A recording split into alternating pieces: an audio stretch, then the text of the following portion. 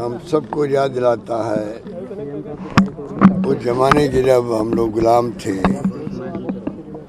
और सामंतशाही थी, जो माहौल था गुलामी का, उसकी कल्पना ही नहीं कर सकते। हमारे उन सेनानियों ने ज्ञात अज्ञात सहित जो बड़े बड़े नेता थे, गांधी जी के सानिध्य में जो संघर्ष किया गया, पंडित नेहरू, सरदार पटेल, मौलाना आज़ाद, सही के लोग, फिर अम्बेडकर साहब, सबने संविधान बनाया और आज हम अमृत महोत्सव मना रहे हैं। अभी चंदा का विषय लगा हुआ है। जो देश में तनाव है, हिंसा का माहौल है, अमीरी गरीबी के बीच में खाई बढ़ती जा रही है, महंगाई और बेरोजगारी ऊपर से है।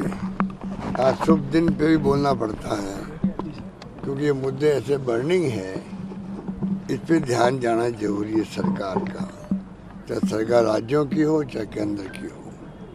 सब मिलके ही हम लोग कैसे इन मुद्दों को हल कर सकते हैं। मेरा मानना है कि देशवासियों को, प्रदेशवासियों को भी संज्ञान लेना चाहिए कि राहुल गांधी को इतनी टफ यात्रा क्यों करनी पड़ी, टफ यात्रा क्यों करनी पड़ी, ये सोच के ये मुद्दे जो है इस पे भारत सरकार के ध्यान, उन पर दबाव पड़ेगा तो कुछ जनता का भला होगा।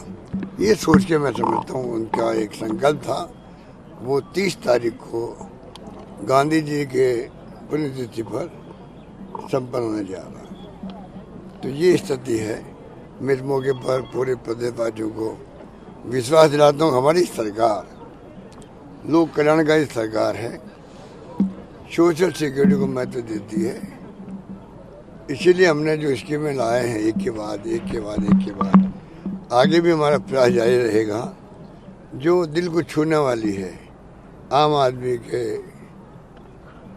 गरीब के, किसान के, पिछड़ों के, दलितों के, कोई समाज हो, छत्तीस कौम, EWS भी क्यों नहीं हो, सबके जिनको जरूरत है सरकार की, या कह दीजिए जिनको जो मतलब नीडी है, उनके लिए उनके साथ में हमारी सरकार खड़ी मिली हमेशा। चाहे कोरोना काल आया हो, चाहे उसके बगैर भी हम लोग प्रयास करते हैं कि पूरे प्रदेशवासियों को विश्वास दिलाएं कि हम सरकार आपके साथ में मजबूती के साथ में आपके सुख दुख में खड़ी रहेगी भविष्य में भी। Sir, BJP right to health bill का विरोध कर रही है और वो प्राइवेट सेक्टर को खुश करने के लिए कर रही होगी, पर हम खुद भी चाहेंगे प्राइवेट सेक्टर को भी विश्वास में लेवें, क्योंकि अल्टीमेट तो पब्लिक सेक्टर और प्राइवेट सेक्टर मिलके ही मैं समझता हूँ कि जो सेवा का संकल्प है वो पूरा कर सकते हैं। तो सरकार को इनके खिलाफ नहीं है, उनकी वाजिब कोई सुझाव होंगे वो भी हम चाहेंगे स्वीकार करें। हम चाहेंगे सबको साथ मिला के करेंगे, तभी तो ये कामयाब होगा हमारा सपना जो यूनिवर्सल हेल्थ सर्विस का है। राइट टू हेल्थ बिल लाने तो एक कानून बनना एक बात है, कानून लगना, लागू होना दूसरी बात है। जो देखा आपने 3 काले कानून जो किसानों के आए थे, तब देखा आपने कोई लागू नहीं हो पाए। हम कोई काम ऐसा नहीं करना चाहते, हमारा कोई प्रतिष्ठा का सवाल नहीं है कि बिल लाएं थोप दें बिल को।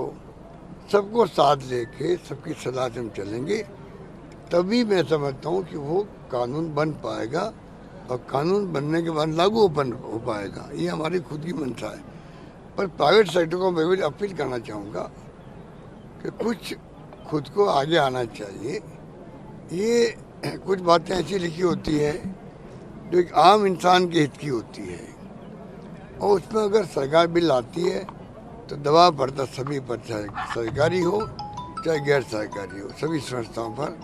और सब मिलकर ही हम गुड गवर्नेंस देने की बात करते हैं हेल्थ सेक्टर के अंदर भी, तो वो तभी दे पाएंगे। तो मेरा मानना है कि उसमें कोई विपक्ष क्या करता है उससे मुझे कोई सरोकार नहीं होना चाहिए, क्योंकि उनके बारे में मुद्दे 4 साल में कोई आ नहीं पाए हैं, तो वो बौखलाए हुए हैं। उनको ऊपर से बार बार डांट पड़ती है, तुम कर क्या रहे हो, 4 साल निकम्मापन क्यों दिखाया तुम लोगों ने। इसका जवाब उनका केंद्रीय नेतृत्व बार बार पूछ रहा है, इसलिए बाबा नड्डा साहब को आने की जरूरत पड़ती है। केंद्रीय के मंत्री या जो मंत्री आते हैं, जो भी आते हैं नेता लोग, उनको पूछते हैं, इनके पास कोई जवाब नहीं रहता है। ये स्थिति है। सर, वसुंधरा को भी अब तवज्जो देने लगे हैं, वोटिंग पोस्टर में जगह मिल गई है। वो उनकी पार्टी का अंदरूनी मामला है, तवज्जो दे नहीं दे वो उनके ऊपर है। हमारा रास्ता साफ है, हमारा रास्ता बिल्कुल साफ है। हम जब 98 में सरकार बनाई थी, हमने 156 सीटें आई थी जब मैं प्रदेश कांग्रेस अध्यक्ष था। तो मैं चाहूँगा मिशन 156, मिशन 156 लेके चले हम लोग। इस रूप में हमने काम शुरू कर दिया है। 4 साल बिताए हमने, चारों बजट हमारे शानदार आए हैं। इस बार का बजट भी शानदार आएगा, ये हमारा प्रयास है। हम चाहेंगे कि राजस्थान को देश में नंबर 1 स्टेट बनाए, उसी दिशा में हम चल पड़े हैं। हमारी सारी योजनाएं वो योजनाएं जो आज के ही राज्य सरकारें तो उनको हमसे बातचीत भी कर रही है, हमारे अधिकारियों से स्कीमें अपना रही है। हमारे फैसलों को वो खुद मानते हैं। इवन ग्रामीण ओलंपिक में हमने कराया तो सभी राज्य सरकारों ने उसको बहुत ही वेलकम किया, वो भी करने की सोच रही है। तो हमारे हर इश्यू जो है, हर फैसले जो है, वो आज देश में चर्चा के ऐसे बने हुए हैं सब जगह पर। तो मैं उम्मीद करता हूँ कि जो हमारे चाहे वो हेल्थ सर्विस की बात हो, अर्बन जो हमने रोजगार दिया है उसकी बात हो, उड़ान की बात हो, हर मुद्दा जो हमारा छोटा या बड़ा है वो भी एक एग्जाम्पल बन गया है। अनुप्रति योजना भी क्यों नहीं हो बच्चों के लिए, 250 लोगों को भेज रहे हैं, विदेश भेज रहे हैं। तो राजस्थान का जो नौजवान है वो विदेश जाएगा, दुनिया के लोग जा रहे हैं। अगर साधन संपन्न नहीं है, उनको सरकार भेजेगी, वो पढ़ के तैयार होकर आएंगे, तो ये जो ह्यूमन रिसोर्स पैदा होगा, मानव संसाधन पैदा होगा, वो राज्य का होगा, यहाँ के बच्चों का होगा। तो वो राज्य के भी चिंता करेंगे।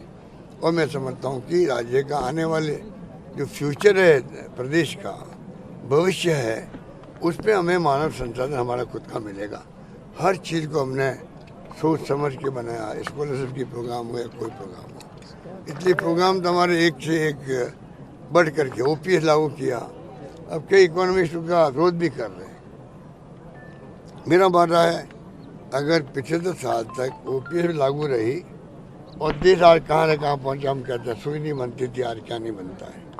आधुनिक भारत जो है वो बना है OPS के साथ बना है।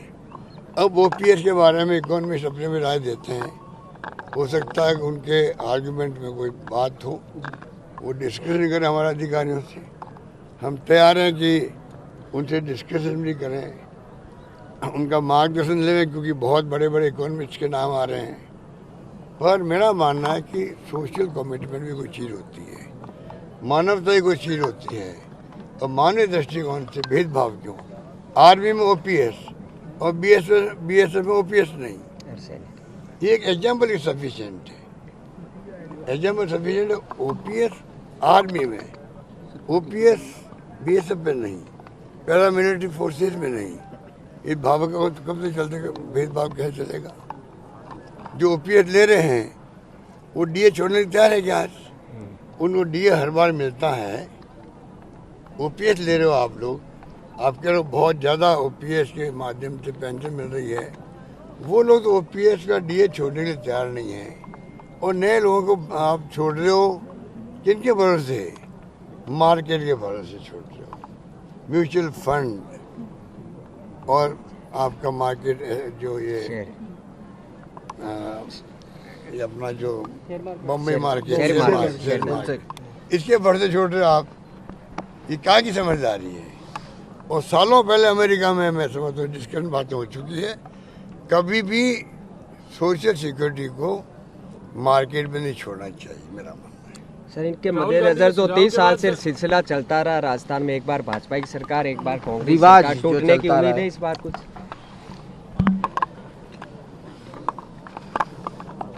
जब मैंने मिशन 156 की बात की है, सोच समझ के की होगी, सोच समझ के की होगी।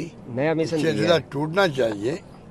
जो मैंने जान लगा दी है सरकार चलाने के अंदर, कोई कमी नहीं रखी है। रात दिन मैंने एक कर दिया है और एक रात और दिन एक कर रहा हूँ। किसी भाई चिंता नहीं करी, चाहे कोरोना आया हो, चाहे कोरोना मुझे 3 बार हो गया हो, तो ये 500 वीडियो कॉन्फ्रेंसिंग मैंने करी है। 500 किसे कहते 500 सारी बड़ी पार्टियों में साथ देने का प्रयास किया। धर्म गुरुओं को, आम लोगों को भूखा नहीं सोना चाहिए, दवाएं फ्री, इंजेक्शन फ्री, क्या नहीं किया हम लोगों ने। हर चीज़ में मैं ध्यान लगा रहा हूँ। अपनी अंतिम सांस तक सेवा करूँगा। बार बार बोल रहा हूँ, कुछ सोच के बोलता हूँ। मैं बिना सोचे कोई बात नहीं बोलता हूँ। मेरे को गॉड गिफ्ट है, मैं बोलता हूँ दिल की आवाज़ जुबान पे आती है, इसलिए बोल रहा हूँ। सही भी है। तो मुझे लगता है इस बार तो जनता मेरा साथ देगी। पहले एक बार कर्मचारियों ने नाराजगी व्यक्त करी, 90 चुनाव में मरवा दिया। जब उन्होंने स्ट्राइक मैंने फेस करी, 64 डेज स्ट्राइक रखी, नो वर्क नो पे, बहुत बड़ा डिसीजन था। कुछ हमारी गलती भी रही, डायलॉग नहीं कर पाए हम लोग उनसे। मैं भी नया था और मेरे को अनुभव भी नहीं था इस बात का कि वो नाराज क्यों हो रहे हैं। हो गई गलती, उनकी गलती रही, मेरी गलती रही, जो भी रही। फिर मोदी जी की हवा चल पड़ी देश के अंदर।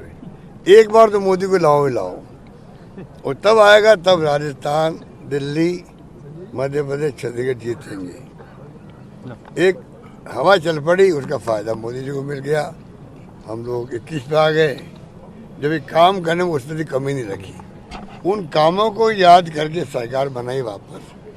18 में जो सरकार हमारे आई है, उस पर मुख्य कारण, और 9 में आई तब भी, पुरानी सरकार की हमारी परफॉर्मेंस को लोगों ने वापस याद किया। Free medicine. और बल्कि मैं दावे के साथ कह सकता हूँ, सरकार जाते 6 महीने में याद करने लग जाते हैं। 6 महीने ही, अरे गलती हो गई यार, ये तो पुरानी सरकार अच्छी थी। तो वो जो माहौल बनता है, वो भी एक बड़ा कारण होता है कि सरकार वापस आने का। बाकी कारण होते ही, हमारे कार्यकर्ता, हमारी पार्टी संघर्ष करती है, सड़कों पर उतरती है और कमेंट्स करती रहती है, जो सत्तारूढ़ के बारे में कमियां बताती रहती है। वो तो होता ही है, होना भी चाहिए। पर मुख्य जो है कि दिमाग में था, भाई पिछली बार हमने सरकार बदले गलती कर दी, और इसलिए इस बार पहली हवा बन गई थी कि सरकार आनी चाहिए और अशोक गहलोत मुख्यमंत्री बनना चाहिए। पब्लिक आवाज़ थी, पब्लिक आवाज़ थी। पब्लिक आवाज़ जो है, खलक की खलक की आवाज़ क्या होती है, खुदा की आवाज़, इस बार भी वो आवाज़ थी। इस बार जादू चल रहा है सर। पब्लिक में नाराजगी भी नहीं है, आकर्षण भी नहीं है भाजपा को बार लेकर। ना तो नाराजगी पब्लिक में, ना सरकार वाली नाराजगी है, ना कर्मचारियों नाराजगी है, ना मोदी जी का वो हवा है जो पहले उन्होंने बना ली एक बार, तो वो हवा भी अब नहीं है। तो मैं उम्मीद करता हूँ इस बार पब्लिक मेरा साथ देगी। 3 टाइम का पता नहीं मेरी अंतरात्मा क्यों कहती है, नहीं चाहे हमारी कोई तरह की विपक्ष कमियां बताए, जनता उनको स्वीकार करने वाली नहीं है। किसी कॉर्नर से कोई बात आए, गलत सलत आए कि सरकार नहीं बननी चाहिए, चाहे मोदी जी पड़ाव डाले यहाँ पर। अभी से मुझे लग रहा है कि नड्डा साहब आ रहे हैं अभी, और जो माहौल बन रहा है कि RSS के मोहन भागवत जी आके, उनके नंबर 2 भी आ रहे हैं यहाँ पर। तो राजस्थान को टारगेट बनाया हुआ है देश के अंदर। राजस्थान को आपको भी टारगेट, वो चाहते हैं कि राजस्थान के टारगेट, अशोक गहलोत टारगेट, क्योंकि सरकार जो है कर्नाटका में, महाराष्ट्र के अंदर MP, और मध्य प्रदेश, गोवा, मध्य प्रदेश के अंदर, सर पेपर लीक को भी मुद्दा बना और कोई छोड़ा नहीं है। गोवा में भी और छोटे बड़े राज्यों में भी हॉर्स ट्रेडिंग की, गुजरात के अंदर इन्होंने मास्टरी कर रखी हॉर्स ट्रेडिंग की। सरकारें गिरा देते हैं जी, यहाँ इनकी पोल पट्टी चल नहीं पाई। मैं प्रदेशवासियों को, मेरे MLAs को बार बार मैं इसलिए बधाई देता हूँ, धन्यवाद देता हूँ। अगर उन मेरा साथ नहीं देते, आज मेरी सरकार टिकती नहीं, आज मैं मुख्यमंत्री रूप में आपके सामने खड़ा नहीं होता। और जो मेरे दिल में भावना थी, जो मैंने फैसले किए, उससे मैं वंचित रह जाता। चाहे वो हेल्थ की हो, चाहे वो PS हो, ये लागू नहीं हो पाते। तो अगर मुझे चांस लगातार मिला, मेरी सरकार टिकी, इसलिए सब फैसले हो रहे हैं। तो जो फैसले हो रहे हैं, जो बेनिफिशरी है, उन सबको प्रदेशवासियों का, MLAs का एहसान मानना चाहिए जिन्होंने मेरी सरकार बचाई है। सरकार बचती नहीं तो मैं फैसले कैसे करता ये। तो मैं समझता हूँ कि इस बार हम सब मिल कर के, मुझे उम्मीद है कि पार्टी में भी एकता रहेगी, अंतिम वक्त तक एकता रहेगी। सब लोग समझ जाएंगे कि जनता का मूड क्या है और सब मिलकर के हम अगर उतरेंगे मैदान में तो मिशन 156 लागू होगा और उसमें हम कामयाब होंगे। मुझे यकीन है, पता नहीं क्यों है, वो तो आने वाला वक्त बताएगा, भगवान ईश्वर बताएगा। पर मेरा मानना है पब्लिक इस बार 4 साल के बाद में सरकार विरोधी कोई लहर नहीं है। मुख्यमंत्री को बहुत भला आदमी कहते हैं, मैं नहीं कह रहा हूँ, लोग कहते हैं। कितना भला है वो तो आप जानते हो। भला मतलब अच्छे काम, नहीं, अच्छे काम किए, नेक काम किए, अच्छे काम किए। हमारा ध्यान रखता है, कोरोना में ध्यान रखा, हमारा दुख में ध्यान रखा। और तो क्या भला आदमी क्या हुई तो होता है। और राजनीति मुझे आती नहीं है। राजनीति में करता नहीं हूँ, सेवा की राजनीति करता हूँ और मेरा काम चल जाता है। सेवा की राजनीति सबसे बड़ी राजनीति होती है। गांधी जी ने कहा था राजनीति जो है उसका आधार रचनात्मक काम होना चाहिए, और मेरी राजनीति भी पूरी तरह रचनात्मक कामों से ही टिकी हुई है और उसमें मैं कामयाब हुआ हूँ। सियासत के जानकार तो कहते हैं कि अशोक गहलोत जी 24 घंटे राजनीति करते हैं। सियासत के जानकार हैं वो तो कहते हैं कि अशोक गहलोत से बड़े तो कोई राजनेता ही नहीं है, 24 आवर ही राजनीति करते हैं। PM मोदी के साथ आपको कंपेयर किया जाता है कि जिस प्रकार वो 24 घंटे राजनीति करते हैं, आप राजनीति कांग्रेस में अशोक गहलोत अकेले। तो आपका राष्ट्रीय स्तर पर 2 ही नेताओं का नाम लेते हैं राजनीति, तो आप कह रहे हैं आप राजनीति नहीं, नहीं ऐसी बात नहीं। कई लोग राजनीति 24/7 ही करते हैं और मैं भी उसमें एक हूँ। इसमें कोई दो राय नहीं, क्योंकि राजनीति या कोई काम करो दिल लगा के करना चाहिए। जब तक आप पागलपन की हद तक राजनीति नहीं करो, पागलपन की हद तक अपना काम धंधा नहीं करो, पागलपन की हद तक आप व्यापार नहीं करो या उद्योग नहीं करो, या पागलपन तक आप पत्रकारिता नहीं करो, तब तक कामयाब नहीं हो सकते हो। तो इसलिए उसके लिए पागल बनना पड़ता है। सीएम साहब, पेपर लीक एक बड़ा मुद्दा है और आप ही के कई विधायक के खिलाफ भी वो डिस्कस हो चुका है असेंबली का। सर, राहुल जी के सुझाव के बाद कैबिनेट मंत्री अब पैदल यात्रा निकालने जा रहे हैं आपकी पूरी सरकार। ये ऑल इंडिया प्रोग्राम है, ऑल इंडिया प्रोग्राम है। उसको सबको मैं समझता हूँ कि उसी रूप में हाथ से हाथ जोड़ो प्रोग्राम को लेकर निकलना चाहिए सबको। मैं भी मौका लगते मेरी अभी वो ड्रिप चढ़ रही है, 2 दिन से मेरा वो वायरल भी और क्या कहते हैं सर्दी जुकाम हो गया, जो ज़्यादा ही हो गया था मेरा, तो इसलिए कुछ ड्रिप चढ़ रही मेरे 2 दिन से। अभी चौपड़ भी जा नहीं पाया, इसलिए तो आप लोगों का विशेष आग्रह था, आपका मेरे प्रति ऐसा प्रेम है कि मुझे रुकना पड़ा और 2 टिप्पे लगाना पड़े। सर, आपका अंतिम बजट है, हर वर्ग निगाहें बहुत टिकाए हुए हैं, काफी उम्मीदें कर्मचारी को बताया जा रहा है कि बहुत बड़ी घोषणाएं करने वाले हैं। कई लोगों को आप जिले क्या पिटारे से निकलने वाला है। हालांकि उसकी बजट की गरिमा होती है, लेकिन सभी तो गरिमा होती है, पूछ क्यों रहे हो? आपको कुछ सुझाव देना हो वो गरिमा हटके होकर दे दीजिए मुझे सुझाव, मैं उसको ही मान लूँगा। पत्रकारों के लिए कुछ करना हो, कई काम तो मैंने बगैर मांगे हुए किए हैं और पेंशन तक किया, बच्चों का ख्याल रखा। मैंने जो पत्रकारिता को मैं एक अलग और कर दो सर कुछ। जो चौथा स्तंभ जो है, जितना मैं देता हूँ उतना हिंदुस्तान में कोई नहीं देता होगा। मीडिया सबसे अन्याय कोई करता पत्ती आपका मीडिया, तो मेरे साथ ही करता है। वो ना तो हमारी स्कीमों को, ना तो हमारी फैसलों को जिस रूप में राष्ट्रीय स्तर पर उठाना चाहिए, आप लोग उठाते हो लोकल लेवल पर जिस रूप में राष्ट्रीय स्तर पर जिस यूपी के अंदर बूढ़ों ने हिला दिया योगी जी ने, उसको मॉडल पूरा देश में मॉडल बना रहे हैं। कल रात को मैं आर्टिकल पढ़ रहा था, कोई प्रिंट में या उसमें वायर में किसी में आया था, आप कंपेयर करो, पता नहीं किसने लिखा, यहाँ 2019 से बूढ़ों चल रहे हैं कोई 50-80 जगह पता है कोई जो उन्होंने फिगर लिया जेडी वगैरह सबसे, उसकी कोई चर्चा नहीं हो रही है। वो बुलडोजर धर्म के नाम पे चलता है, पूरा देश में चर्चा होती है। तो आप जाके पढ़ना आर्टिकल, वो मैं रात को पढ़ा था।